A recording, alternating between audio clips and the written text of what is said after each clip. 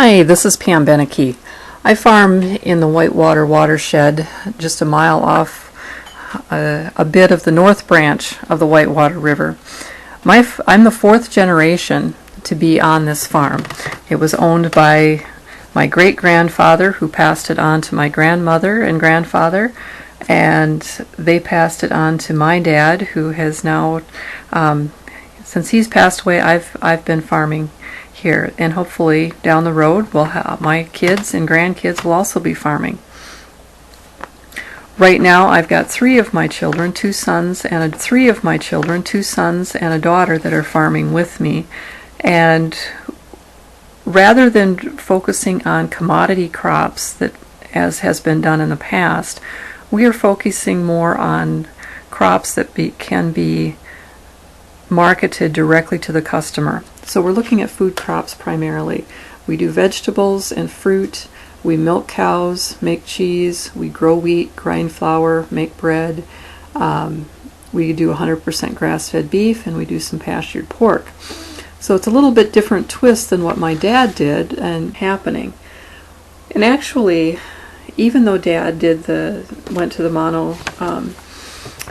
mono business model of just the dairy and growing the crops that the cows needed to eat, he was conservation minded.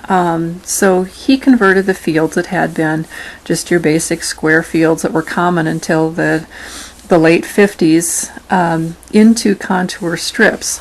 Those were put in during the late 60s, early 70s. And then during the 80s, he constructed two retaining ponds. Their purpose was to capture any water that did flow off the fields and hold on to it so that it could either soak in to the soil and benefit the ground that way, or it could just be held in reserve for cattle to drink. But the whole point was to keep that water here on the farm so it didn't run off and contribute to the water running through the Whitewater, especially after a large rainfall event. Right now, those retaining ponds very seldom have water in them. The exception being in the spring, when if we've had a large amount of snow, it will catch the snow melt and hold on to that. But for the rest of the year, because we have converted so much of the acreage into a more permanent vegetative cover like hay, there's very little runoff. Most of your runoff comes from fields that are planted in corn or soybeans, what we call row crops. By putting everything into grass, we're accomplishing a couple of things. One is we're holding the soil in place.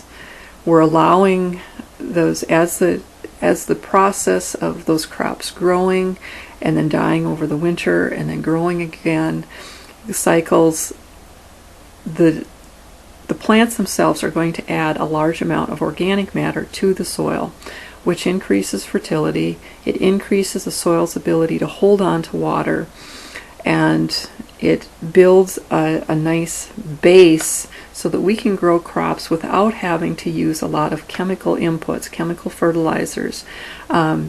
It also helps eliminate a lot of the pest problems that are common with row crops.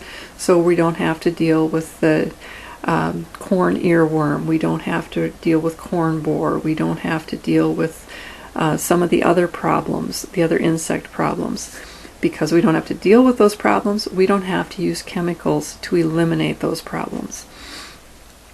What we're doing instead is growing, as I said before, we're growing food that we can market directly to the consumers that are going to eat those products. So we have small plots that are in vegetables, that are in fruit production, and things that we can rotate on a regular basis to stay ahead of any insect problems.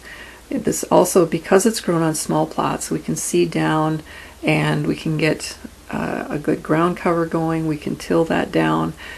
As that decays, that adds organic matter to the soil.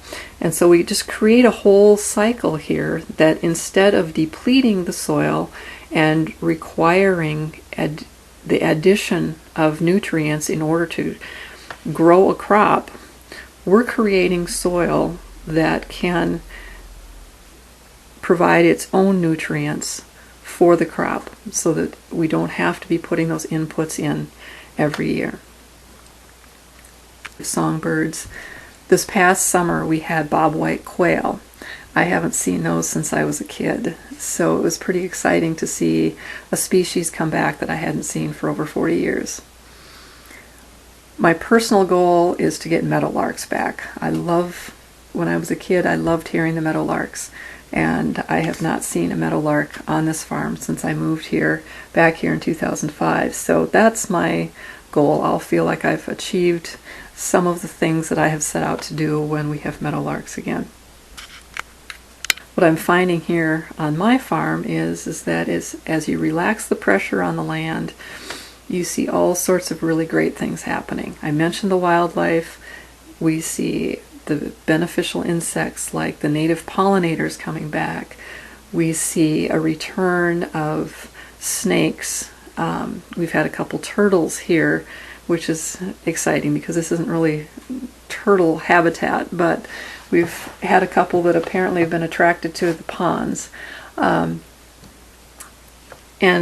a diversity in wildlife, in plants, is healthy for the environment. It's healthy for us as humans, not only in terms of there being more to look at as far as beauty and with things that we can enjoy that way, but everything has its place and it contributes something to the environment that is unique. And as we lose that, we end up with an environment that becomes less and less instead of more and more. And so my dream is to see more acres that are farmed in a sustainable, responsible manner that looks ahead to the next generation and the generation after that and the one after that.